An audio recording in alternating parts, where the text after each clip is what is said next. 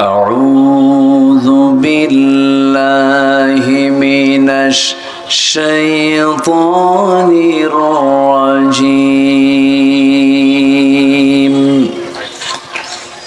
بسم الله الرحمن الرحيم.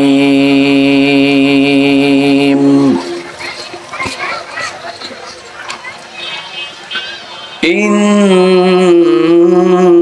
الذين يكتمون ما أنزلنا من البينات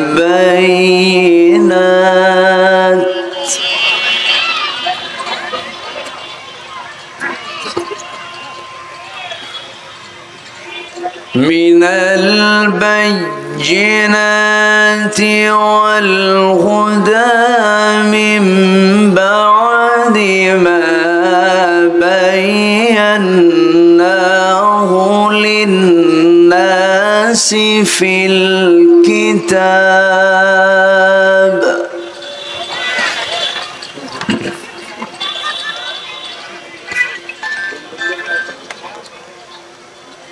أولئك يلعنهم الله ويلعنهم اللاعنون.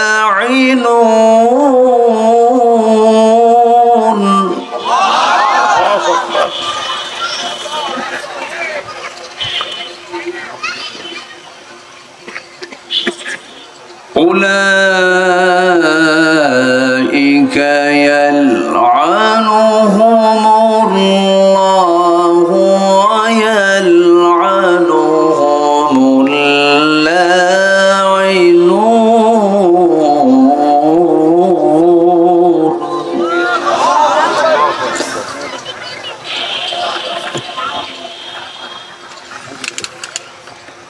الله أكبر.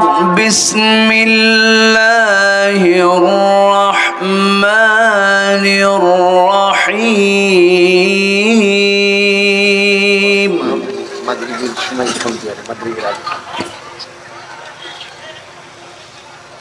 إن الله وملائكته يصلون على النبي يا أيها الذين آمنوا صلوا عليه وسلموا تسليما. اللهم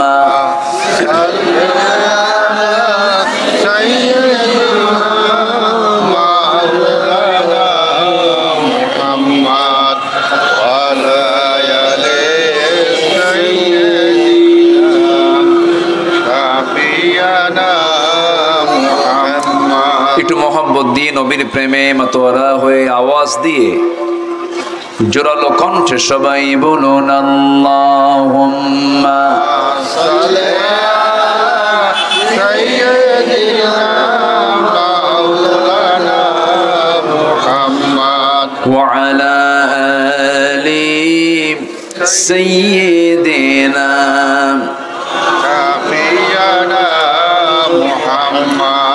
সবাই বলুন বালাগাল উলা বিকামালিহি কাশাফাত তুজা বিজামালিহি হাসুনাত জামিউ খিসালিহি সাল্লু আলাইহি ওয়া আলিহি। مشرق حب محمد مطلع دیوان ما مطلع خورشید سقاس सीने सूज़ाने मा बलगल उला बिकमालिही कशफत दुजा बिजमालिही हसनत जमीउ खिसालिही सल्लु अलैहि व आलिही आमीन। কোরআনের সুর মাঝে শুনেছি যে নাম, আজানের সুর মাঝেও শুনেছি সে নাম। ও নাম শুনেছি আমি আমার হৃদয়ে, হে রাসূল নবীজি তোমায়, হে রাসূল নবীজি তোমায়। সবাই বলছি সাল্লাল্লাহু আলাইহি ওয়াসাল্লাম। সাউন্ড গুলো ক্লিয়ার করেন, কোনো ইকোমিকের দরকার নাই, একদম সাউন্ড বাড়ায় দেন, সবার কানে ক্লিয়ার করে দেন। এইখানে আওয়াজ শোনা যাচ্ছে না, আমার কানে স্পষ্ট হচ্ছে না, আরো বাড়ায় দেন।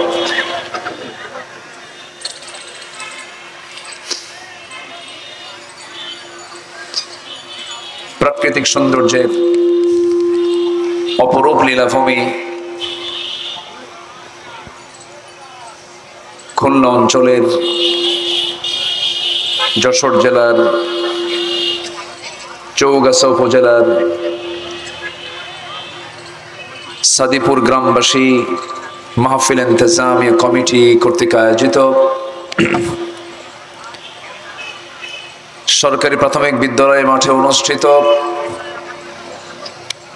দিনের বেলা আয়োজিত 14তম বার্ষিক তাফসীরুল কোরআন মাহফিল 2024 মহৎ আয়োজনের সম্মানিত সুযোগ্য সভাপতি, আজকের মাহফিলের সম্মানিত সাহেবে সাদর জনাব আশরাফুল ইসলাম লতা সাহেব, আজকের প্রোগ্রামের বরেণ্য অতিথিবৃন্দ, বিশেষ করে চৌগাছা ইসলামী আন্দোলনের অন্যতম সিপাহসালার, চৌগাছা থানা জামাত ইসলামের সম্মানিত আমির এবং সেক্রেটারি মহোদয়, বিভিন্ন পর্যায়ের নেতৃবৃন্দ, হাজারাত উলামায়ে কেরাম, ফদলায়ে ইজম, সুশীল সমাজ, জাতির শ্রেষ্ঠ সন্তান শিক্ষক মণ্ডলী, জাতির বিবেক সাংবাদিক বৃন্দ, সামনে উপস্থিত দূরে কাছের বিভিন্ন স্থান থেকে ছুটে আসা কালেমার ঝান্ডাবাহী, তৌহিদের পতাকাবাহী, দ্বীন ইসলামের নরসারদুল বীর মুজাহিদ, প্রাণ প্রিয় সম্মানিত দ্বীনি ভাইরা, আড়ালে বসে আছেন শ্রদ্ধেয়া সম্মানিতা মা বোনেরা, আলোচনার সূচনায় আনুষ্ঠানিকতার মধ্য দিয়ে আমার পক্ষ থেকে আবারও দিল খোলা সালাম, আসসালামু আলাইকুম ওয়া রাহমাতুল্লাহি তাআলা ওয়া বারাকাতুহু।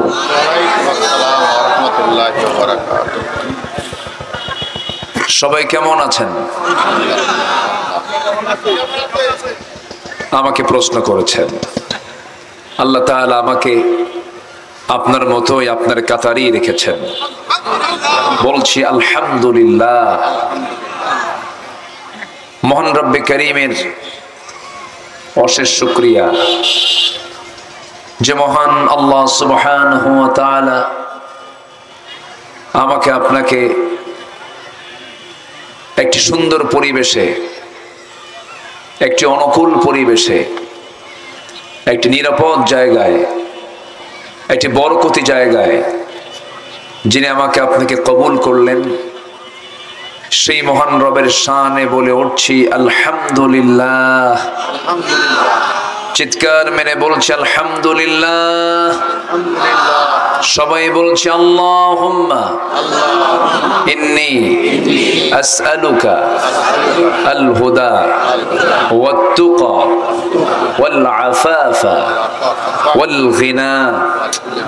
আল্লাহুম্মা আইন্নি আলা যিকরিকা ওয়া শুকরিকা ওয়া হুসনি ইবাদাতিকা। আমরা আল্লাহ তাআলার শুকর আদায় করে নিলাম। সম্মানিত হাজিরিন, আমার আগে যিনি ইসলামী সঙ্গীত দিয়ে আপনাদের হৃদয়ের খোরাক জুগিয়েছেন, অ্যাডভোকেট আমার প্রিয় ভাই রুকনুজ্জামান, তার একটা সুন্দর ইসলামী সঙ্গীত একটা ওয়াজের মতো হক আদায় করে ফেলে। আলহামদুলিল্লাহ।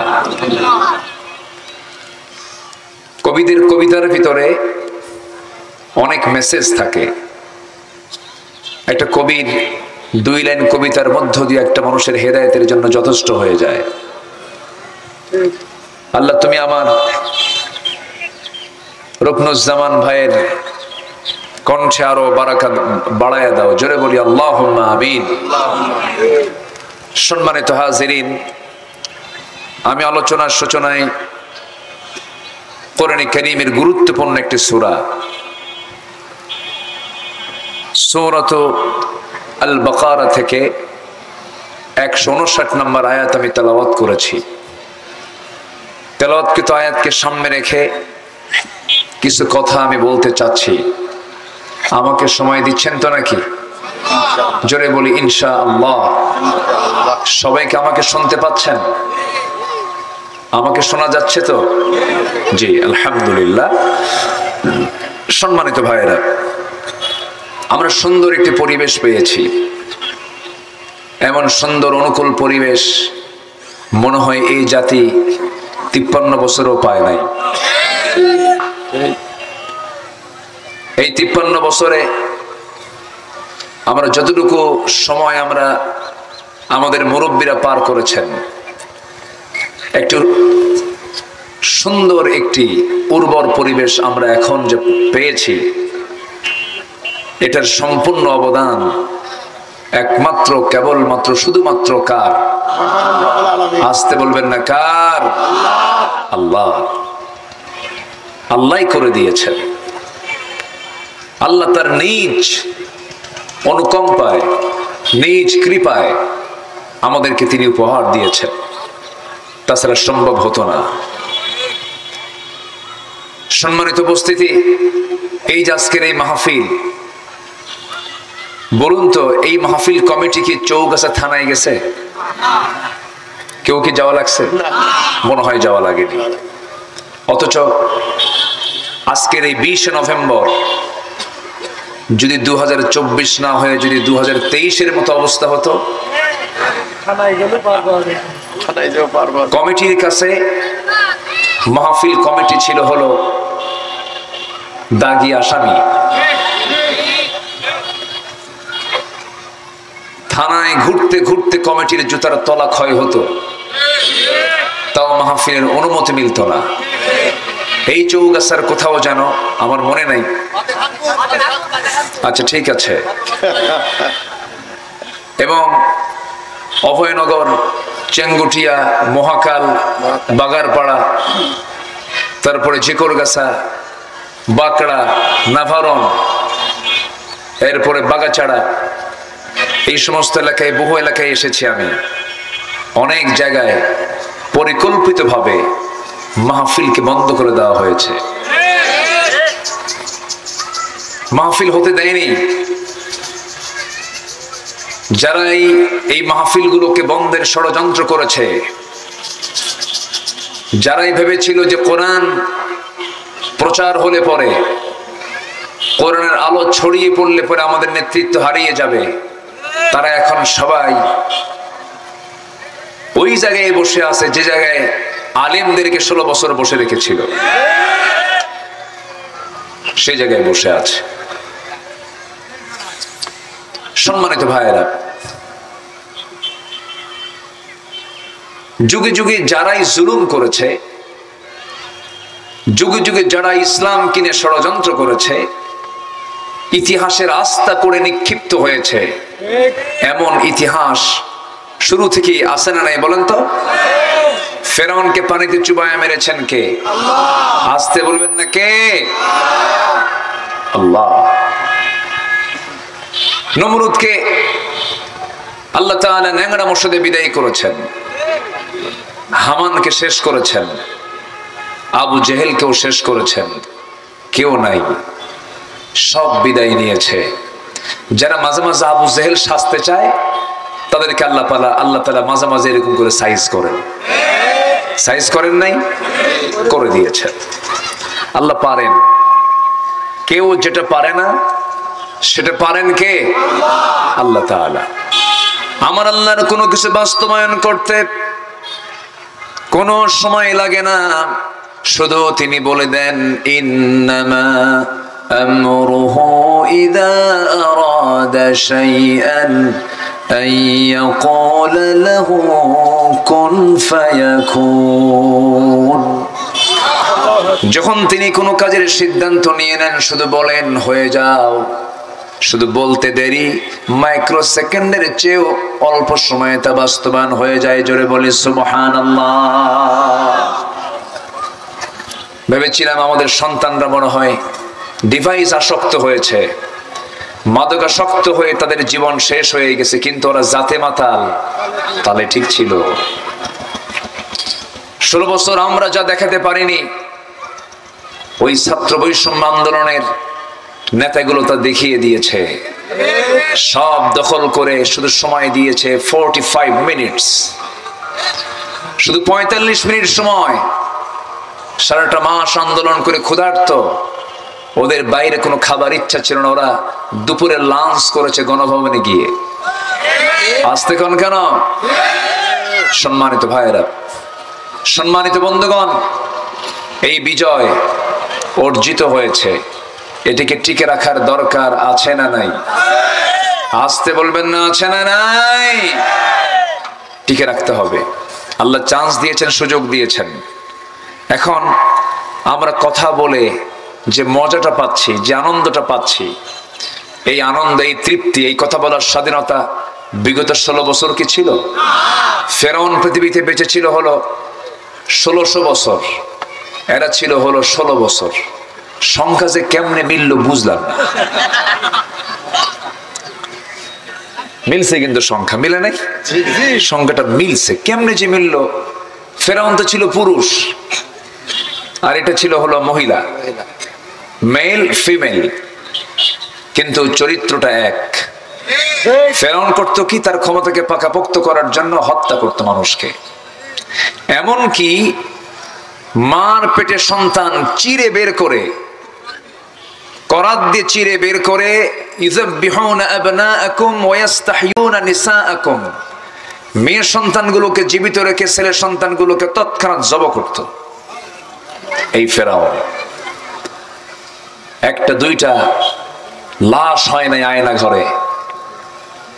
কত জীবন চলে গেছে, কত ইতিমের চোখের পানি, কত আলেম ওলামার জেলখানার ভিতরে জায়নামাজ ভিজে যাওয়ার সেই করুণ রাত্রিগুলো, কত আল্লাহওয়ালা বান্দার গোটা রাত বালিশে চোখ দিয়ে পানি ভিজে, বালিশ টোটাল ভিজে গেছে। এই চোখের পানি, মাজলুমের ফরিয়াদ আল্লাহ কি ফেরত দিতে পারেন? আসতে বলবেন না পারেন? পারেন না। এমনি এমনি আসে নাই, অনেক চাওয়া, অনেক প্রার্থনার মধ্য দিয়ে আল্লাহ তাআলা আমাদের দিকে ফিরে তাকিয়েছেন। কিন্তু ইল্লা তানফিরু, পলায়ন করেও না, পিঠ দেখায়ও না, বিপদ কিন্তু আবার আসবে। কার কথা? আল্লাহর কথা। আসতে বলবেন না কার কথা? তার কিছু অশনীয় সংকেত আমরা পাচ্ছি। উপদেষ্টা পরিষদের মুস্তাফা সরওয়ার ফারুকীর মতো সমকামী, পায়ুকামী, লিফটিগোদের বিশ্বাসী একজন লম্পট জাতীয় ব্যক্তি কেমন করে সেই জায়গায় স্থান পায়? সম্মানিত ভাইয়েরা, বাম চক্র নাস্তিক্য চেতনার কিছু ধ্বজাধরি ধ্বজভঙ্গ কিছু বদমাইশ আছে না নাই? আসতে বলবেন না, আছে না নাই? আছে। শক্ত হাতে এগুলো মাথায় নিতে হবে, এগুলোকে প্রতিকার করার জন্য সচেতন থাকতে হবে। যুবকরা, তোমাদেরকে আমরা বোকা ভেবেছিলাম, তোমরা বোকা নও। জেগে ওঠো, তোমাদেরকে জাগতেই হবে। পিছে চলে যাবা তো বিপদে পড়ে যাবা। কার কথা? আল্লাহ রাব্বুল আলামিন বলেন, ইল্লা তানফিরু يعذبكم عذابا أليما ويستبدل قوما غيركم ولا تضروه شيئا। তুমি যদি পলায়ন করো, আমি তোমাদেরকে এমন একটা জাতি তোমাদের উপরে চাপায় দেব, তোমরা তাদের কোনো ক্ষতি করতে পারবে না। ইমানদার পলায় না, সামনের দিকে আগায় যায়। ইমানদার পালায় না, এগিয়ে যায়। ইমানদার পিঠ দেখায় না, বুক দেখায়। বুক দেখাবে কিন্তু ইমানদার কখনো পিঠ দেখাবে না।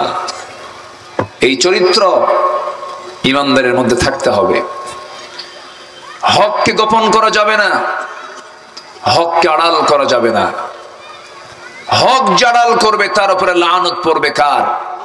আল্লাহর। আমি যেখান থেকে তেলাওয়াত করেছি সে আয়াতের দিকে আস্তে আস্তে চলে যাচ্ছি। কষ্ট পাচ্ছেন না তো? কষ্ট পাচ্ছেন না তো? বিগত 16 বছর যারা ওই জুলুমকে যারা প্রমোট করেছে, পাশে থেকে যারা তাদেরকে সহযোগিতার হস্ত প্রসার করেছে, যারা পেট্রোনাইজ করেছে, উৎসাহ দিয়েছে, তাদেরকেও কিন্তু মাথায় নেওয়া উচিত। কারণ যুগে যুগে সব সময় মুনাফিক একটা দল আছে না নাই? আসতে বলবেন না, আছে না নাই? আছে। খেয়াল করতে হবে আমার ভাইয়েরা, কোন হককে আমরা আড়াল করব না। যা হক আমরা তা স্বীকার করে নেব, মানবো আমরা। জোরে বলি ইনশাআল্লাহ। আল্লাহর কালামের একটা আয়াত কেন, একটা হরফকে যদি কেউ না মানে তার ঈমান থাকবে? ঈমান থাকবে না। আল্লাহ রাব্বুল আলামিন বলেন, ইন্নাল্লাযীনা ইয়াকতুমুনা মা আনজালনা মিনাল বায়িনাত ওয়াল হুদা মিন বা'দি মা বায়্যানাহু লিন-নাসি ফিল কিতাব উলাইকা ইয়ালআনুহুমুল্লাহ ওয়া ইয়ালআনুহুমুল লাঈনুন। জোরে বলুন আল্লাহু আকবার। আল্লাহ কিছু কিছু বান্দাকে লানত করেছেন, কিছু কিছু বান্দার উপরে অপকর্মের জন্য অভিসম্পাত দিয়েছেন। আজকে আমি আপনাদের মোটামুটি 10 শ্রেণীর উপর আল্লাহর যে লানত পড়ে এই বিষয়ে কিছু কথা বলতে চাচ্ছি। আল্লাহ তাআলা 10টা অপকর্মের জন্য এই সমস্ত বান্দার উপরে লানত দিয়ে দেন। কয়টা অপকর্ম বলেন? 10টা অপকর্ম। এর মধ্যে 1 নম্বর অপকর্ম হলো যারা আমার আয়াতকে যারা গোপন করবে, আমার আয়াতকে যারা আড়াল করবে। আমি বলে দিয়েছি চুরি করলে হাত কাটো, আমি বলে দিয়েছি জিনা করলে পরে পাথর মারো, আমি বলে দিয়েছি সুদের কারবার করা যাবে না, আমি বলে দিয়েছি মদের বোতলের দোকান দেওয়া যাবে না, মদ্যপান করা যাবে না। এগুলো সম্পূর্ণ একমাত্র কার বিধান? আসতে বলবেন না, কার বিধান? করেছি না আড়াল করে রেখেছি? আড়াল। শুধু তেলাওয়াতে আছে, শুধু নামাজে আছে, শুধু কাগজে আছে। ফৌজদারি দণ্ডবিধি আল্লাহ তাআলা কোরআনে বলে দিয়েছেন। আইন এবং প্রশাসনের চলন্ত বিশ্বকোষ হলো কোরআন। কোরআনকে যদি শুধু কেউ বলি যেটা ধর্মীয় কিতাব, ভুল হবে। কোরআন হচ্ছে এমন একটা কিতাব, বান্দার সকল চাহিদা পূরণ করতে সক্ষম যে কিতাব, তার নাম হলো কোরআন। জোরে বলি সুবহানাল্লাহ। সম্মানিত ভাইয়েরা, সে আয়াতকে যারা গোপন করবে, যারা আড়াল করবে, আল্লাহ বলছেন আমি তাদের প্রতি লানত করব। আল্লাহর লানত যদি কারো উপরে পড়ে তার কি বাঁচার কোনো উপায় আছে? আসতে বলবেন না, তার কি বাঁচার উপায় আছে? তার বাঁচার উপায় নাই। কত ষড়যন্ত্র আমরা শুনেছি, কত উৎসাহ ব্যঞ্জক বক্তৃতা আমরা শুনেছি। এই দেশ 53 বছর চলছে, কেউ 25 বছর, কেউ 16 বছর, কেউ 9 বছর, মাঝখান দিয়ে মঈনুদ্দিন ফখরুদ্দিনরা হলো কয়েক বছর। আমরা দেশ চালাতে দেখলাম সবাই মুসলমান, সবার ধর্মের নাম ইসলাম, কিন্তু কোন গোষ্ঠীকে আজ পর্যন্ত দেখলাম না যে তারা দেশ চালিয়েছে ইসলাম দিয়ে। অথচ আমাদের পরিচয় হলো আমরা মুসলমান। আমরা কি বলেন তো? মুসলমান। সব যখন দেখেছি, আমি কোরআনকে সাক্ষী রেখে কোরআনের মাহফিলে আমি সবার কাছে উদাত্ত আহ্বান জানাতে চাই, কোরআনটা কার? জোরে বলবেন, কোরআনটা কার? ওই আসমানটা কার? আসমান কি ছোট লাগে? এই বিশাল আসমানের মালিক কে? সূর্যটা কার? চন্দ্রটা কার? এই জমিনটা কার? 7 সমুদ্র কার? সে আল্লাহর পক্ষ থেকে কোরআন নাজিল হয়েছে। সব আমরা দেখেছি, সব দেখা শেষ। আগামীর দেশ আমরা দেখতে চাই কোরআনের দেশ। রাজি আছেন কারা কারা? হাত উঁচু করে দেখান দেখি।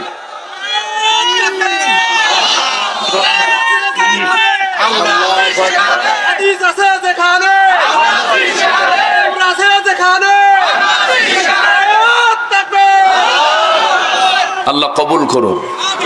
জোরে বলি আমিন, আরো জোরে আমিন। আমার নবী যে যুগে এসেছিলেন সেই যুগে কি প্রথমে যখন তিনি আসেন নবুয়ত পাননি তখন কি কোরআন ছিল? আচ্ছা, কোরআন ছিল। মানুষগুলো কি ভালো ছিল? না, খুব খারাপ ছিল। একটা ভাঙ্গা পাতিল, মাটির পাতিলকে কেন্দ্র করে যুগের পর যুগ যুদ্ধ লেগে রাখতো ওই জাতি। এত নোংরা ছিল তারা, গোত্র গোত্র যুদ্ধ লেগেই থাকতো। খুন কে বদলা খুন ছিল যাদের নিত্য নৈমিত্তিক ব্যাপার। নারীদের কোনো মূল্যায়ন ছিল না। আজকের মাহফিলে যারা নারী সমাজ এসেছেন, আজ থেকে 1500 বছর আগে নারীকে ওই যুগের মানুষ পণ্য সামগ্রী মনে করত, ভোগের সামগ্রী মনে করত। মা হিসেবে আছে মাদার, কোনো মূল্য ছিল না। স্ত্রী হিসেবে কোনো মূল্য ছিল না। কন্যা হিসেবে কোনো দাম ছিল না। সেই যুগে জন্ম নিয়েছিলেন আমার রাসূল। সেই যুগে আমার রাসূল যখন ইসলাম পেলেন, আমার রাসূল বললেন আল্লাহ তাআলা জান্নাত রেখে দিয়েছেন নারীর পায়ের নিচে। একটু আস্তে কোন সুবহানাল্লাহ, একটু জোরে বলুন সুবহানাল্লাহ। রাসূল নারীর মর্যাদা প্রতিষ্ঠা করেছেন। ইসলাম নারীকে তার যথাযথ মর্যাদা দিয়েছে। কিন্তু দুঃখজনক হলো সত্য, আজকে গোটা পৃথিবীতে আবারও ফিরে এসেছে সেই একই চিত্র। আজকে নারী সমাজ হয়ে গেছে সমাজের জন্য একটা ভোগ্য পণ্য সামগ্রীর মতো। ঠিক কিনা বলেন? মেয়েদের কোনো মূল্য নেই, মেয়েদের ইজ্জতের কোনো দাম নেই, মেয়েদের সম্মান আজকে ভুলঞ্চিত। আধুনিকতার নামে মেয়েদেরকে আজকে উলঙ্গ করে ঘর থেকে বের করে দেওয়া হয়েছে। মেয়েদের শরীরে কাপড় না থাকার নাম স্বাধীনতা নয়, মেয়েদের শরীরে কাপড় ঢেকে রাখাই হলো মেয়েদের সম্মান এবং মর্যাদার স্বাধীনতা। কিন্তু আজ সম্পূর্ণ তার উল্টা রূপ নিয়েছে। আমার নবী যে যুগে জন্ম নিয়েছিলেন এখনো সেই জায়গার সাক্ষী হয়ে আছে। যারা হজে গেছেন তারা দেখেছেন একটা জায়গা এখনো চিহ্নিত আছে।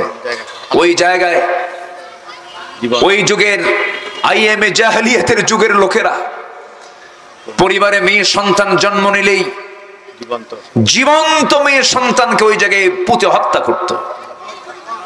সেই জায়গাটা যারা হাজী সাহেব তারা দেখে এসেছেন। বিআইয়ি যামবিন কুতিলাত, কোন অপরাধে এই নারী শিশুকে হত্যা করা হয়েছিল। সম্মানিত ভাইয়েরা, কেন জানেন? মেয়েদেরকে ভোগের সামগ্রী মনে করত। বাবার সামনে মেয়েকে সো মেরে নিয়ে চলে যেত। বাবা এগুলোকে মাথা পেতে না মেনে নিতে না পেরে শেষ পর্যন্ত বাধ্য হতো সন্তানকে হত্যা করতে। নবুয়ত প্রাপ্তির পর আমার নবীর সামনে একদম চাঁদের মতো চেহারা, সুস্থ চেহারার এক সাহাবী কালিমা গ্রহণ করলেন, ইসলাম কবুল করলেন। ইসলাম কবুল করিয়ে বলছেন, ইয়া রাসূলুল্লাহ, আমি তো ইসলাম কবুল করেছি, আমি দ্বীনের পথের পথিক হয়েছি, আমার কি সব গুনাহ মাফ হয়েছে ইয়া রাসূলুল্লাহ? আমার নবীজি বললেন, ইসলাম এমন একটি বিধানের নাম, যখন কেউ এর মধ্যে ঢুকে পড়ে তার আগের সমস্ত গুনাহগুলো মাফ হয়ে যায়। এটা থানায় দাগি আসামির মতো নয়। একটা মানুষ আল্লাহওয়ালা হয়ে গেল, থানায় যদি কারো নাম কালো তালিকায় পড়ে যায়, মৃত্যু তার নাম কালো তালিকায় থেকে যায়। কিন্তু ইসলাম এমন একটি বিধানের নাম, যখন কেউ ইসলামে নতুন করে ঢুকে পড়ে তার আগের সব গুনাহগুলো আল্লাহ পাক তার আমলনামা থেকে ঝরে মুছে সাফ করে দেন। কারণ আমরা কার গোলাম? আসতে বলবেন না, কার গোলাম? আল্লাহর গোলাম।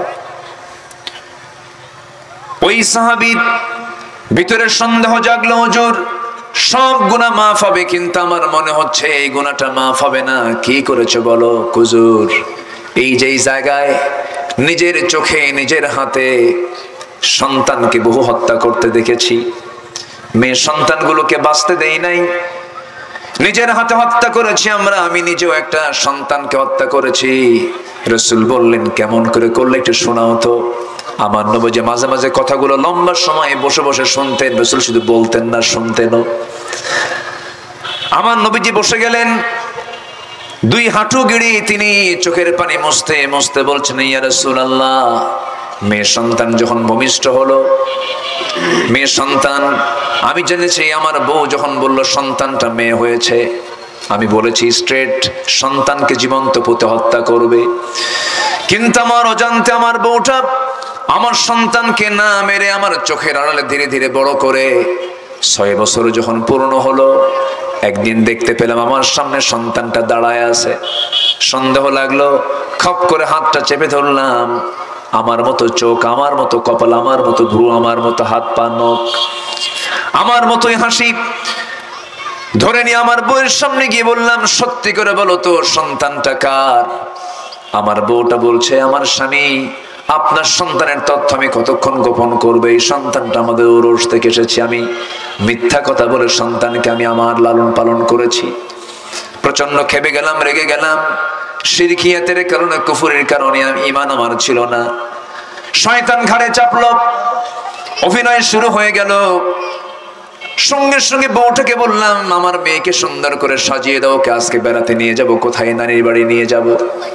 রওনা দিয়ে দিলাম। মেয়েটা দারুণ খুশি, আমার দাড়ি টানে, আমার বুকের মধ্যে এসে বসে আমাকে চুম্বন করে। সন্তানটাকে অভিনয় করে নিয়ে যাওয়ার পথে সামনে একটা জঙ্গল পেলাম, জঙ্গল পার হচ্ছিলাম।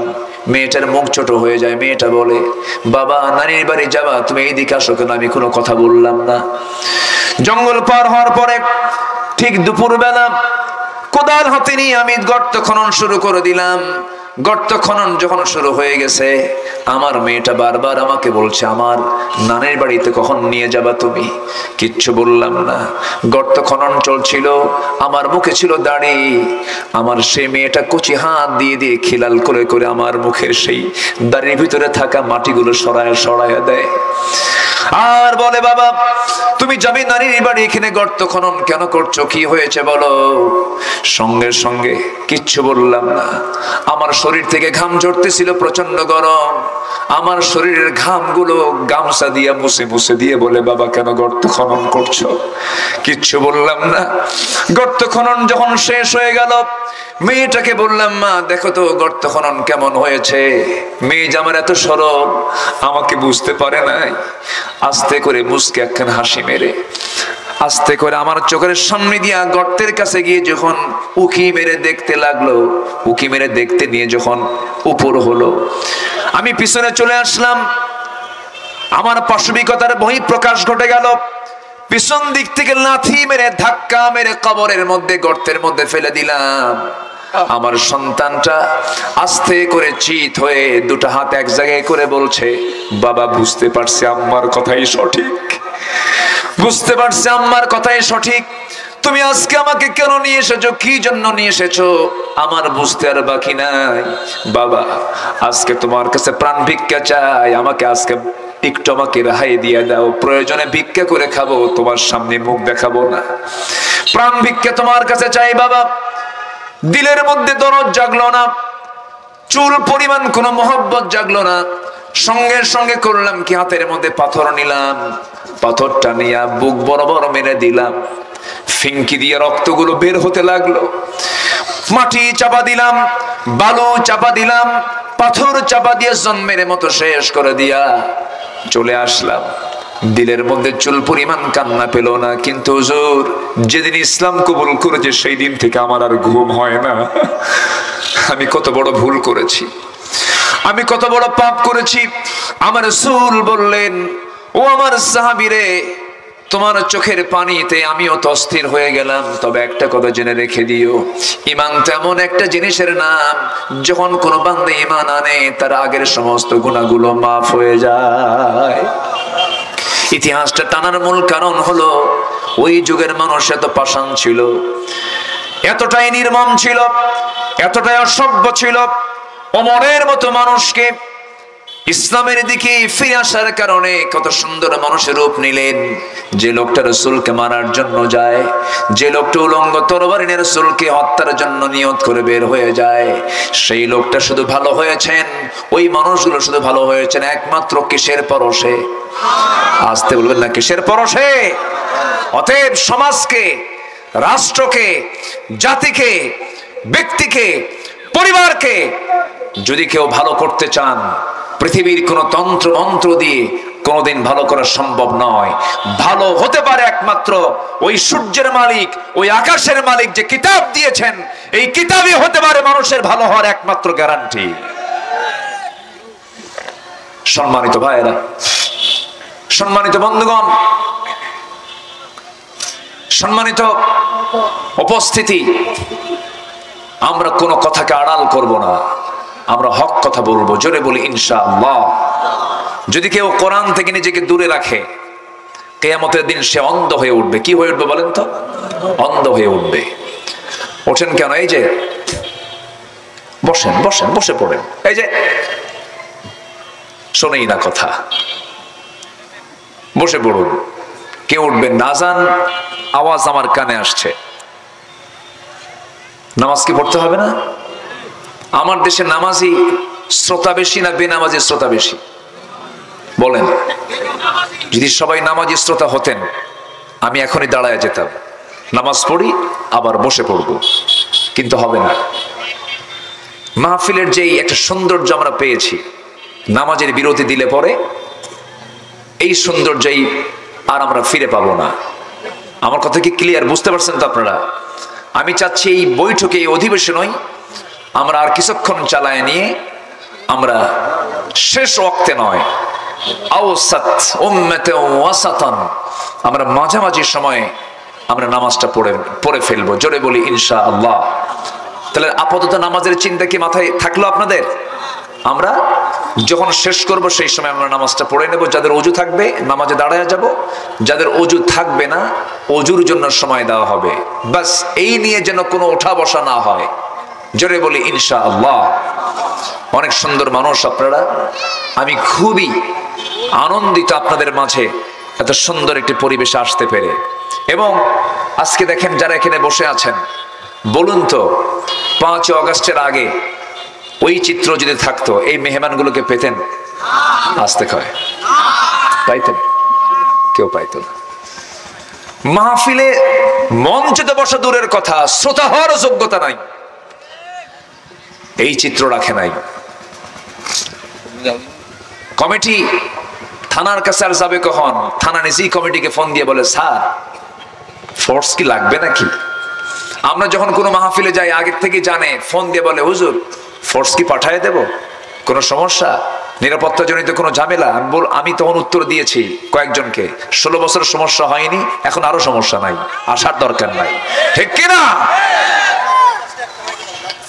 আমাদের কোনো প্রোটোকল দরকার নেই, আমাদের প্রোটোকল ফেরেশতা। আমাদের প্রোটোকল কে? আল্লাহ। ওমান ইয়াতাওয়াক্কাল আলাল্লাহ ফাহুয়া হাসবুহ। যার আল্লাহর উপরে ভরসা আছে তার কিচ্ছু লাগে না, একমাত্র আল্লাহই তার জন্য যথেষ্ট। হাজার নিরাপত্তার চাদর থেকেও ভারতের এক সাবেক প্রধানমন্ত্রী রাজীব গান্ধী নিরাপত্তায়, হাজার নিরাপত্তা পাওয়ার পরও বাঁচতে পারে নাই। অনেক বড় বড় নেতাগুলো বাঁচতে পারে নাই। অতএব নিরাপত্তা দিয়ে মানুষের জীবন কখনো রক্ষা করা যায় না। আসল নিরাপত্তার দায়িত্ব কার? আসতে বলবেন না কার? এই বিগত 16 বছরে এই মাহফিলগুলোর উপরে যে জুলুমটা হয়েছে, এই মাহফিল মানে কোরআনের মাহফিলে কোরআনকে নিয়ে যারা অত্যাচার করেছে, এই মাহফিলগুলোর উপরে যারা জুলুম করেছে, তার চূড়ান্ত লানত পড়ছে কিনা বলেন? পড়েছে। বাঁচার জন্য শেষ পর্যন্ত দাড়িটাও কাটলো। জানেন না আপনারা? জানেন না এগুলো? লজ্জা শরম কিচ্ছু নাই।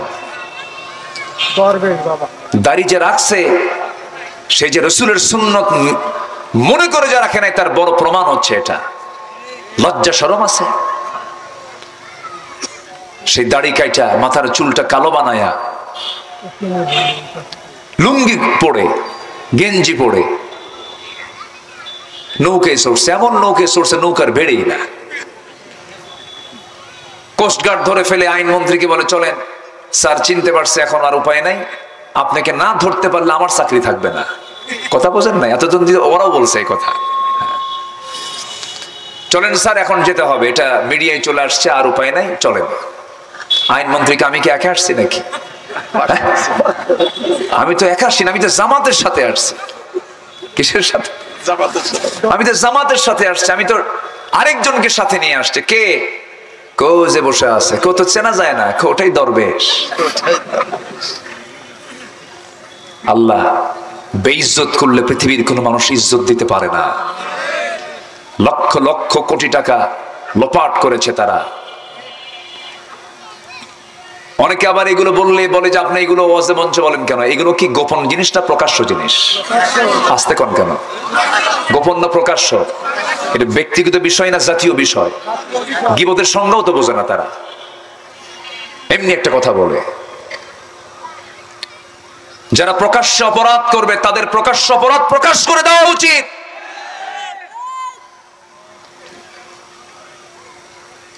আল্লামা সাঈদীর ফাঁসির রায় দিয়ে বুক উঁচু করে বলে, আমি নিজে ফাঁসির রায় দিয়েছি। হ্যাঁ, আমার নামে, আমার নাম সহ 116 জন আলেমের তালিকা করেছিল এই মানিক বিচারপতি। 2 বছর যায় নাই, আলেমদের তালিকা করো, এখন আল্লাহ তোমাদের তালিকা শুরু করছে। পালাতে চাইছিল, ত্রিপুরা হয়ে দিল্লি যাবে, বুবু তো দিল্লি গিয়ে বসে আছে, বোঝেন না? তো ত্রিপুরা হয়ে যাবে, সিলেট গেছে। সিলেটবাসীকে ধন্যবাদ সুন্দর আপ্যায়ন করার জন্য। এমন মেহমানদারি করছে, বিসি শুদ্ধ আউট করছে। যা বদমাইশ। সম্মানিত বন্ধুগণ, সম্মানিত ভাইয়েরা, যুগে যুগে যারাই জুলুম করেছে তাদের অবস্থা এমন হয়েছে। শিক্ষা নেওয়ার দরকার আছে না নাই? আসতে বলবেন না, আছে না নাই? যেই ক্ষমতাকে কুক্ষিগত করার চেষ্টা করবে আল্লাহ তাকে ধরে ফেলবেনি। এটা কার ফয়সালা? আল্লাহ। আসতে বলবেন না, কার ফয়সালা? আল্লাহর ফয়সালা। আসুন আমরা লানত থেকে বাঁচি। আল্লাহ লানত দেন 10 শ্রেণীর উপরে। কয় শ্রেণীর উপরে বলেন তো? আমি কিন্তু একটাও বলি নাই, কেবল 1 নাম্বার শুরু করেছে, আরো 9টা পড়ে আছে। একটু মনোযোগ দিয়ে শুনবেন, আমি একটা একটা করে বলে দেব। জোরে বলি ইনশাআল্লাহ। একটু আমার দিকে তাকান। নাম্বার 1 হলো আল্লাহর আয়াতকে যারা গোপন করবে, আল্লাহর আয়াতকে নিজের মন মতো করে গ্রহণ করবে, আবার কিছু বর্জন করবে। নিজের মন মতো করে কোরআনটাকে ধরার চেষ্টা করবে না। কোরআন মানবো আমার নিজের মন মতো না, আল্লাহর বিধান মতো। কার বিধান মতো? আল্লাহর বিধান মতো আমাকে মানতে হবে। কিছু মানবো কিছু মানবো না। ইল্লা খিজিউন ফিল হায়াতিদ দুনিয়া, দুনিয়ার জীবনে আমরা লাঞ্ছিত হব, আখিরাতে আমরা ক্ষতিগ্রস্ত হয়ে যাব। নাম্বার 1 চলে গেল। যে ব্যক্তি আল্লাহর আয়াতকে গোপন করবে তার উপরে লানত পড়বে। একমাত্র কার? আল্লাহর লানত পড়ে যাবে। নাম্বার 2 হলো এই জমিনে যারা বিপর্যয় সৃষ্টি করবে তাদের উপর আল্লাহ লানত করবেন। লানত কি পড়ে নাই? আসতে বলেন, লানত কি পড়ে নাই? পড়েছে। গতকালকে ছিল কি? গতকালকে ছিল বাঘ, আজকে হয়েছে ভিজা বিড়াল। আমার বন্ধুগণ, আল্লাহ রাব্বুল আলামিন বলেন, ফাহাল আসাইতুম ইন তাওয়াল্লাইতুম আন তুফসিদু ফিল আরদি ওয়া তুকাত্তিউ আরহামাকুম। যারা এই দুনিয়ার জিন্দেগিতে যারা ফিতনা ফাসাদ সৃষ্টি করেছে, আল্লাহ নিজে বলছেন উলাইকাল্লাযীনা লা'আনাহুমুল্লাহ ফাআসাম্মাহুম ওয়া আ'মা আবসারহুম। যে সমস্ত বান্দাগুলো আমার জমিনে যারা বিপর্যয় সৃষ্টি করেছে, আমি আল্লাহ তাদের উপরে লানত বর্ষণ করে, জোরে বলেন নাউযুবিল্লাহ। আরেকটা প্রসঙ্গ আসছে, নাম্বার 3 হলো আত্মীয়তার বন্ধন যারা ছিন্ন করবে তাদের উপরে লানত করবেন কে? আত্মীয়তার বন্ধন ছিন্ন করার মতো কোন লোক চৌগাছায় নাই। আসতে বলে, আসতে বলবেন না, আছে না নাই? আত্মীয়তার বন্ধন ছিন্ন করে ফেলে, নিজের বোনের খবর নাই, ধর্ম বোন বানায়, ধর্ম বোন আবার ধর্ম বোন হতে হতে বউ হয়ে যায়। আছে কি না? আছে। ধর্মের কোন বোন ইসলামে নাই, নিজের বোন বোন, এছাড়া বাকি সব দিনই বোন। তাদের সঙ্গে পর্দা করার দরকার আছে না নাই? পর্দা করা সুন্নাত না ফরজ? ফরজ, এটা মাথায় রাখতে হবে। আমার বন্ধুগণ, বিপর্যয় যারা সৃষ্টি করবে, আত্মীয়তার বন্ধন যারা ছিন্ন করবে, সূরা মুহাম্মদ 22 এবং 23 নম্বর আয়াতটা বাড়িতে দেখে নেবেন। আল্লাহ রাব্বুল আলামিন ক্লিয়ার করেছেন, আত্মীয়তার বন্ধন ছিন্ন করে জান্নাত পাবে না, আত্মীয়তার বন্ধন ছিন্নকারীর উপরে লানত করবেন তিনি আমার কে? আপনি আমাকে যদি প্রশ্ন করেন, হুজুর আমি আর হায়াতটা বাড়াতে চাই, আমি পৃথিবীতে বেশি দিন বাঁচতে চাই, কি আমল আছে আমাকে শিখায় দেন। হাদিসে আসছে, যদি কোনো বান্দা তার হায়াতকে বৃদ্ধি করতে চায়, তার একটাই আমল, সেটা হলো সকল আত্মীয়ের সঙ্গে সুন্দর ব্যবহার করা, আত্মীয়তার হক আদায় করা। যে ব্যক্তি আত্মীয়তার হক আদায় করবে, আল্লাহ তার হায়াতকে লম্বা থেকে লম্বা বানায় দেন। জোরে বলি সুবহানাল্লাহ। বোনের সঙ্গে সম্পর্ক রাখে না, সম্পত্তি বুঝে দিতে হবে বলে, আছে কি না? আছে কি না? সম্পত্তি বুঝে দিতে হবে, এই জন্য বোনের সঙ্গে সম্পর্ক রাখে না, বোনকে বাড়িতে নিয়ে আসে না। এক যুগ চলে যায়, বোনের সম্পত্তির উপরে ধান লাগায় খায়, হজে যায়, ওমরা করে, বোনের সম্পত্তির ধান দিয়ে। আছে না নেই বলেন তো? এটা হালাল না হারাম? আমি বলে মনে বিপদে ফেলা দিলাম আপনাদের। হ্যাঁ, বিপদে পড়তেছেন না তো? দরকার এইগুলো কি কথা বলার দরকার আছে? বিশেষ করে যারা জনপ্রতিনিধি, যারা চেয়ারম্যান, যারা জনগণকে নিয়ে যারা মনিটরিং করেন, তারা এগুলো হজে খুব পছন্দ করে। হুজুর এত দরবার আর ভাল লাগে না, এই সম্পত্তির বন্টন নিয়ে যে কি মারামারি, থানায় বা গেলে টের পাওয়া যায়, ইউনিয়ন পরিষদে গেলে টের পাওয়া যায়, জনপ্রতিনিধির কাছে গেলে টের পাওয়া যায়। নিজের আপন বোন সম্পর্ক নাই, সম্পত্তি দেয় না। অথচ সূরা নিসা স্পষ্ট আসছে, লিযযাকারি মিসলু হাযযিল উনসাইন তিলকা হুদুদুল্লাহ। এগুলো আল্লাহর সীমা, সম্পত্তি বুঝে দিবি না, জাহান্নামের ইন্ধন আল্লাহ তো বানায় দাও, ছাড়বে। আল্লাহ নাউযুবিল্লাহ বলেন, দেয় না। অনেক হাজিও দেয় না, আছে না?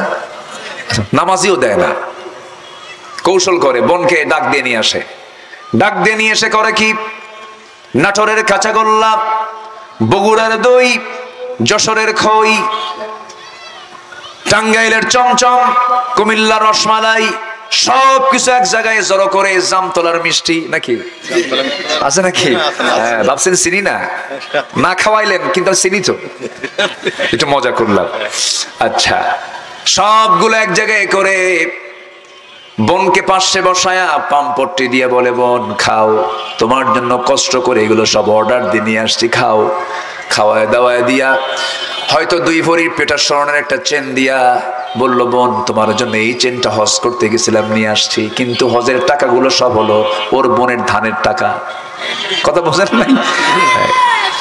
সব দিয়া বোনকে পাম্পট্টি দিয়ে বলে, বোন রাগ করো না, তোমার বিয়ে হয়ে গেছে, তুমি স্বামীর ঘরে চলে গেছো, এই কয়েক বিঘা জমি তুমি পাও স্বীকার করতেছি, কিন্তু তুমি নিবে না, কারণ আমরা ভাই, এই বাড়িতে এই সম্পত্তি বাইরে যেতে দেব না। বোন একটা কথা বলি, অংশ নিলে কিন্তু ধ্বংস হয়। দেখছেন কি ফতুয়া মানলো, দেখেন। মানে শয়তান আর আশা লাগে না, ও নিজেই শয়তান হয়ে গেছে। আজ তো একটা আছে না নাই? আল্লাহ বলছে উলাইকাল্লাযীনা লা'আনাহুমুল্লাহ। নাম্বার 3, যারা আত্মীয়তার হক নষ্ট করবে তাদের উপরে কার লানত? আসতে বলবেন না, কার লানত? এই ওয়াজগুলো কি দরকার আছে রে ভাই? আমরা আমল করব, জোরে বলি ইনশাআল্লাহ। নাম্বার 4 হলো যারা সীমা লঙ্ঘনকারী।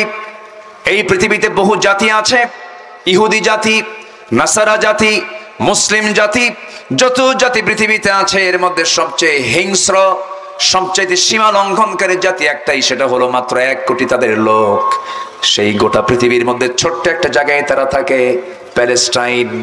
এই যে ইসরায়েল আছে, ইসরায়েলের ইহুদির বাচ্চারা হলো পৃথিবীতে সবচেয়ে কারী জাতি, সীমা লঙ্ঘনকারী জাতি। আল্লাহ বলছেন এদের উপর আমার লানত। লুইনাল্লাযীনা কাফারু মিন বানি ইসরাঈল আলা লিসানি দাউদ ওয়া ঈসা ইবনে মারইয়াম যালিকা বিমা আসাউ ওয়া কানু ইয়াতাদুন। এই জাতির উপরে আল্লাহর লানত পড়েছে একবার না বারবার? আজ থেকে একবার না বারবার? আল্লাহ বানর বানায় দিয়েছেন, আল্লাহ ওদের উপরে পাথর ঢেলে দিয়েছেন, আল্লাহ ওদের উপরে কি দেন নাই সব দিয়েছেন, আযাব গজব সবকিছু দিয়েছেন। কেন? ওরা সীমা লঙ্ঘন করেছিল। এমন কোন আকাম কুকাম নাই। প্রেজেন্ট ওয়ার্ল্ডে সবচেয়ে বড় সন্ত্রাস হচ্ছে ইসরায়েলের বাচ্চারা, ঠিক কিনা বলেন? ওরা বিজনেস কন্ট্রোল করে, ব্যবসা বাণিজ্য ওরাই নিয়ন্ত্রণ করে, গোটা পৃথিবীর বড় বড় ব্র্যান্ড কোম্পানি ওদের, অথচ লোক সংখ্যা মাত্র 1 কোটি। কিন্তু একটা শিক্ষা ওদের কাছ থেকে আমাদের নিতে হবে, সেটা হলো ওরা জাতিতে পৃথক না এক? আসতে কয় ওরা জাতিতে কি পৃথক পৃথক না এক? এক। ওয়াশিংটনের সিটি মেয়র পর্যন্ত ওরা ইহুদি বানায়। আমেরিকা ইসরায়েলকে চালায় না, ইসরায়েল আমেরিকাকে চালায়। চিন্তা করেন, মাত্র লোক কয় কোটি? 1 কোটি। এই 1 কোটি লোকের মধ্যে মাত্র 1 কোটি লোকের মধ্যে 42 লক্ষই হলো বিজ্ঞানী। প্রত্যেকটা নাগরিক সামরিক প্রশিক্ষণ প্রাপ্ত, প্রত্যেকটা নাগরিক তারা প্রশিক্ষিত, ওরা জোটবদ্ধ। আর যদি বলি গোটা পৃথিবীতে সবচাইতে বিচ্ছিন্ন জাতি কারা? দুঃখজনক না এটা? বলেন তো, দুঃখজনক না? আমার দেশে যতগুলো দল আছে সব দল বাদ দেন, ইসলামী দল তো একটা হওয়ার কথা ছিল। ব্যক্তি বিশেষ অনুযায়ী মোট ইসলামী দলের সংখ্যা হলো 53টা। কয়টা? আসতে কয়টা বলেন? 53টা। বলেন এটা কি আমাদের আশার খোরাক যোগায়? না। আমাদের এটা মাথায় রাখতে হবে, সকল অপশক্তিকে প্রতিহত করার জন্য একা সম্ভব নয়। বৃহত্তর স্বার্থকে হাসিলের জন্য যেমন 5 আগস্টের আগে সবাই রাস্তায় চেপে পড়েছিল, ঠিক তেমনি কোরআন সবার, এই কোরআনকে প্রতিষ্ঠার জন্য দল মত নির্বিশেষে সবাইকেই মুসলমান পরিচয় দিয়ে আমাদের কাজ করার দরকার আছে না নাই? আছে। আমরা এই সিদ্ধান্ত নেব। জোরে বলি ইনশাআল্লাহ, আর জোরে বলি ইনশাআল্লাহ, আরো জোরে বলি ইনশাআল্লাহ। সবাই কি নামাজ পড়ি আমরা? আচ্ছা, সবাই কি নামাজ পড়ি? কয় ওয়াক্ত নামাজ? 5 ওয়াক্ত নামাজ সবাই কি পড়তে রাজি আছেন? একটু হাত উঁচু করে দেখান তো, বলি ইয়া আল্লাহ, আরো জোরে বলি ইয়া আল্লাহ। আমাদেরকে 5 ওয়াক্ত সালাত আদায় করার তৌফিক তুমি আল্লাহ দিয়া দাও। জোরে বলি আমিন, আরো জোরে আমিন, আরো জোরে আমিন। হাত নামান। কষ্ট পেলেন মনে হয়? নামাজে যে হবে সে কি পর্দাহীন হবে, পর্দাশীল হবে? আল্লাহ পর্দার হুকুম দিয়েছেন নারীকে আগে না পুরুষকে আগে? নারীকে আগে না? আপনি পর্দা করবেন না। আল্লাহ হুকুম দিয়েছেন পর্দার হুকুম আগে নারীকে না পুরুষকে? পুরুষকে। আমরা অনেকে জানি না যে আমাদের পর্দা কি, অনেকে জানি না। কিন্তু আমাদের পর্দা বোরকা পরা না। আমরা মনে করি কি জানেন, বোরকা পরাই পর্দা হয়ে গেছে। না, আল্লাহ বলছেন ইয়াগুদ্দু মিন আবসারিহিম ওয়া ইয়াহফাযু ফুরুজাহুম। তারা কি করবে? চোখটাকে নিম্নগামী করবে, লজ্জাস্থানকে হেফাজত করবে। এটাই হচ্ছে শ্রেষ্ঠ পর্দা। আল্লাহু আকবার বলে। বোরকা পরে তোলে তোলে আপনি ছায়া থাকবেন আরেক দিকে, ওটা কি বোরকা পরে পর্দা হলো? হলো না। চোখের নিয়ন্ত্রণ করতে হবে, লজ্জাস্থানের হেফাজত করতে হবে। এই দুটার যে জিম্মাদারি গ্রহণ করবে, আল্লাহ রাসূল বলেছেন আমি তার বেহেশতের জিম্মাদার হয়ে যাব। আল্লাহু আকবার বলে। আমরা সবাই পর্দা করব। জোরে বলি ইনশাআল্লাহ। যুবকরা, তোমার গ্রামকে তুমি বাছাই করো। সময় এসেছে এখন আর কেউ কিছু বলবে না। তোমার গ্রামের ভিতরে কোন বাড়ির মহিলা 3 পিস পরে উলঙ্গ হয়ে অর্ধলগ্ন হয়ে বাড়ি থেকে বের হয়, তোমার চোখকে নষ্ট করতে চায়, ওই বাড়ির মুরব্বীকে ওয়ার্নিং দিয়ে দাও, আপনার মেয়ে আমার গ্রামকে নষ্ট করছে, আমাদের চোখকে নষ্ট করছে, বোরকা পরান, নচেত আমরা শক্ত ভাবে তার প্রতিহত করব। কি ঠিক কিনা বলেন? সজাগ থাকার দরকার আছে না নাই? আপনার গ্রামের মাতব্বর নামাজ পড়ে না, আস্তে করে যুবক তুমি ডাক দিবা, ডাক দিয়ে বলবা চাচা আপনি নামাজটা পড়েন, আপনার মাতব্বরে ঠিক রাখেন। যদি আপনি নামাজ না পড়েন, বেনামাজির কোনো মাতব্বরে আমরা মানব না। মসজিদের কমিটির কোন মেম্বার যদি, সৌদ সেক্রেটারি যদি বেনামাজি হয়, সুদখোর হয়, মদখোর হয়, ওয়ার্নিং দিয়ে দিবেন আপনার পদে আপনি থাকুন, গুণ নিয়ে যোগ্যতা নিয়ে থাকুন। যদি মদের কারবার করেন, বেনামাজি থাকেন, সুদের কারবার করেন, যদি না ছাড়েন ঘাড় ধাক্কা দিয়ে মসজিদ থেকে বের করে দেব। ঠিক কিনা? এটাই হচ্ছে তা'মুরুনা বিল মা'রুফ ওয়া তানহাউনা আনিল মুনকার। এই সমস্ত কাজগুলো করার আঞ্জাম দিতে বলেছেন মুহাম্মদ সাল্লাল্লাহু আলাইহি ওয়াসাল্লাম। ৬৪,০০০ গ্রাম। আমার দেশে গ্রাম কয়টা? বলেন বলেন বলেন। ৬৪,০০০ মাতব্বর, ৬৪,০০০ গ্রাম বাংলার যুবকরা যদি হালফুল ফুজুলের মতো সংঘবদ্ধ হয়ে গ্রামটাকে টার্গেট করে যদি কাজ চালিয়ে যায়, আগামীর দেশ হবে ইসলামের দেশ, কোরআনের দেশ। আল্লাহ কবুল করুন, আল্লাহ কবুল করুন। আল্লাহ সাদিপুর, সাদি মানে কি জানেন? ভাগ্য, সৌভাগ্য যার আছে সেই হচ্ছে সাদি। আমরা সাদিপুরের জন্য দোয়া করি। সাদিপুরের কোন নাগরিক বেনামাজি থাকবে না ইনশাআল্লাহ বলেন। সাদিপুরের মসজিদ হবে জোহরের চাইতে ফজরের মুসল্লি কম না বেশি? আস্তে কয়, আস্তে কয়, আরো জোরে বলেন। ফজরের মুসল্লি গুরুত্বপূর্ণ না জোহরের মুসল্লি গুরুত্বপূর্ণ? ফজর। ফজর যার রেগুলার হবে তার জোহর কখনো কাজা হবে না। আল্লাহ তুমি সাদিপুরকে বেনামাজি মুক্ত গ্রাম হিসেবে তুমি আল্লাহ কবুল করো। আমার গ্রাম আমার অহংকার, আমার গ্রাম আমার স্বপ্ন, আমার গ্রাম আমার আকর্ষণ। আমার গ্রামকে সুন্দর করার দায়িত্ব আমার আছে না নাই? আস্তে কয়, আছে না নাই? এখানে এক গ্রামের লোক আসছেন না কয়েক গ্রামের লোক আসছেন? হ্যাঁ, কয়েক গ্রামের। কি কি গ্রাম বলেন তো? আপনার কি? বাদেখানপুর। আপনি? বলিতাপাড়া। আর কে? হ্যাঁ, ঝিনাইকুণ্ড। আপনি? সরপরাজপুর। কতগুলো গ্রাম থেকে আসছেন। এই যে কথাগুলো শুনে গেলেন, যদি আপনার গ্রামকে আপনি পরিকল্পনা করেন, টার্গেট যদি করেন, দাওয়াতের কাজে সাহায্য করবেন তিনি কে? আসতে বলবেন না কে? আল্লাহ তাআলা তুমি সবাইকে কবুল করে নাও, জোরে বলি আমিন। আরো আধা ঘন্টা আগে আজান হয়ে গেছে, সবার মধ্যে একটা দুরু দুরু ভাব, হুজুর কি নামাজ পড়বে নাকি, এরকম চিন্তা কিন্তু অনেকেই করতেছেন। আমরা নামাজটা পড়বো, যতটুকু হয়েছে আমরা বলে ফেলি আলহামদুলিল্লাহ।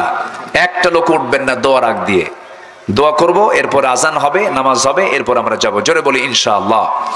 নাম্বার 4 হলো যারা বিনা কারণে মানুষকে হত্যা করবে তাদের উপরে লানত। লানত কি পড়ে নাই? আসলে লানত কি পড়ে নাই? পড়ে নাই? পড়ে নাই? পড়েছে। নাম্বার 6 হলো মুনাফিক এবং কাফেরদের উপর আল্লাহর লানত। নাম্বার 7 হলো কাফের এবং কুফরি এবং কাফের অবস্থায় যদি কেউ মারা যায় তার উপর আল্লাহর লানত। নাম্বার 8 হলো আল্লাহ এবং রাসূলের যারা শত্রু তাদের উপর আল্লাহর লানত। নাম্বার 9 হলো অঙ্গীকার যারা ভঙ্গ করবে তাদের উপর আল্লাহর লানত। নাম্বার 10 হলো আল্লাহর সম্পর্কে যারা মিথ্যা রচনা করবে তাদের উপর আল্লাহর লানত। আল্লাহ তাআলা এই লানত প্রাপ্ত বান্দাদের থেকে আমাদেরকে দূরে রাখুন, জোরে বলি আল্লাহুম্মা আমিন। এই আশাবাদ কামনা করে যে যেখানে আছেন আসরের নামাজের দিকে গুরুত্ব দিয়ে, আমি আর কথা মন চাচ্ছিল আরো কথা বলি কিন্তু সুযোগটা নেই। নামাজটা আমাদের পড়া দরকার, খুব জরুরি। আমরা একসঙ্গে আমরা দোয়া করব। আমরা চাইবো কার কাছে? কোনো কালেকশন নাই তো না? আচ্ছা ঠিক আছে, আসুন আমরা দোয়া করি। আমাদের ইমান ভাই একটু দাঁড়ান তো। আমার ইমান ভাই আলহামদুলিল্লাহ অনেক কষ্ট করেছেন এই মাহফিলটার জন্য, এত কষ্ট তিনি করেছেন। আল্লাহ তুমি তার সকল শ্রমকে তুমি আল্লাহ কবুল করে নাও। সাথে যারা সহযোগিতা করেছেন তাদের সহযোগিতাকে তুমি আল্লাহ কবুল করো। মেহমান বৃন্দের জন্য আমরা দোয়া করি। যারা আজকে এসেছেন তারা বহুদিন আসতে পারেন নাই, আমার ভাইজান এসেছেন, আমার ভাইজান এসেছেন, এই যে মুরব্বীরা সবাই আসছেন, এই ঢাকা থেকে চলে আসছেন, এই গ্রামের মানুষ। আল্লাহ তুমি তাদের এই খেদমত গুলোকে তুমি আল্লাহ কবুল আর মঞ্জুর করে নাও। এই আশাবাদ কামনা করে আসুন আমরা চাইবো কার কাছে বলুন তো? একটু নামাজের মতো করে একটু বসে একটু বিনয় হয়ে আমরা আল্লাহর কাছে চাই। একটা হাদিসে আসছে আসরের সময় দোয়া কবুল হয়ে যায়। আমরা আল্লাহর কাছে একটু চাবো। আশেপাশে অনেক মাইয়াত শুয়ে আছেন, আমার ইমান ভাইয়ের আব্বা আম্মা কেউ নাই, দুজনে ইন্তেকাল করেছেন। আরেকটা অসুস্থ বাচ্চাকে দেখেছে এই মাহফিলের জন্য তার বাবা সিংহভাগ একটা অর্থ দান করেছেন। কি নাম তার? রাজু আহমেদ। তার একটা মাত্র সন্তান অসুস্থ। আমরা রাজু ভাইয়ের জন্য দোয়া করি, আল্লাহ তুমি তাকে সবরে জামিল, ধৈর্য ধরার তৌফিক তুমি আল্লাহ তাআলা দিয়ে দাও। জোরে বলি আল্লাহুম্মা আমিন। আসুন আমরা আল্লাহর কাছে চাবো, আল্লাহর কাছে প্রার্থনা করব। এই মাহফিলে রবিউল ইসলাম ক্ষেত্রে গেছে, আমার বন্ধু মারা গেছে। রবিউল ইসলাম নামে একজন ভাই এই মাহফিল চলাকালীন অবস্থায় কয়েকদিন আগে উনি দুনিয়া থেকে বিদায় নিয়েছেন, না 2 মাস আগে দুনিয়া থেকে বিদায় নিয়েছেন। থাকলে আজকের মাহফিলে থাকতো। আল্লাহ রবিউল ভাইয়ের কবরটাকে তুমি আল্লাহ জান্নাতের টুকরা বানাও। জোরে বলি আল্লাহুম্মা আমিন। তা আসুন আমরা দোয়া করি। আপনি দোয়া করে দেন। আপনি করেন। আল্লাহুম্মা আমিন। ربنا ظلمنا أنفسنا وإن لم